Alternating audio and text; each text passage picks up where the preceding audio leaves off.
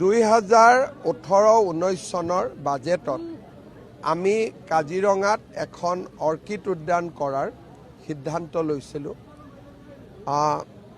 ৰাজ্যৰ কৃষি বিভাগ আৰু কৃষি মন্ত্ৰী অতুল বৰা ডাঙৰীয়াৰ প্ৰচেষ্টাত আজি এই উদ্যানখন কহৰাৰ একেবাৰে মাজতেই সম্পূৰ্ণ হৈ উঠিলে।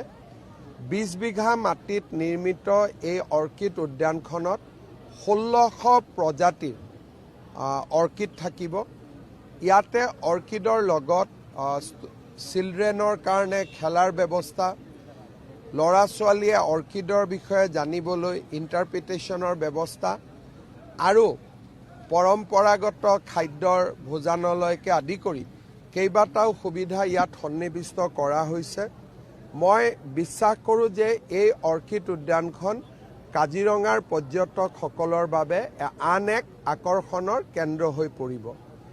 আপোনালোকে জানে যে আমাৰ কাজিৰঙাত এলিভেটেড কৰিডৰৰো কাম 2 এদিনতে আৰম্ভ হ'ব।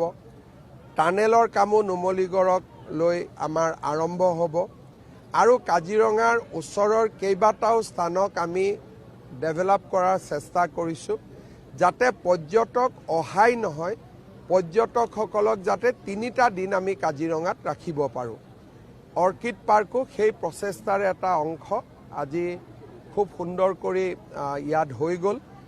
মই ৰাইজক অনুৰোধ কৰিম, যেতিয়া কাজিৰঙালৈ আহিব এবাৰ নিশ্চিতভাৱে অৰ্কিড পাৰ্কখন চাব, আপোনালোকে ভাল পাব। 2018-19 চনৰ বাজেটত আমি কাজিৰঙাত এখন অৰ্কিড উদ্যান কৰাৰ সিদ্ধান্ত লৈছিলোঁ। ৰাজ্যৰ কৃষি বিভাগ আৰু কৃষি মন্ত্ৰী অতুল বৰা ডাঙৰীয়াৰ প্ৰচেষ্টাত আজি এই উদ্যানখন কহৰাৰ একেবাৰে মাজতেই সম্পূৰ্ণ হৈ উঠিলে। 20 বিঘা মাটিত নিৰ্মিত এই অৰ্কিড উদ্যানখনত 1600 প্ৰজাতিৰ অৰ্কিড থাকিব।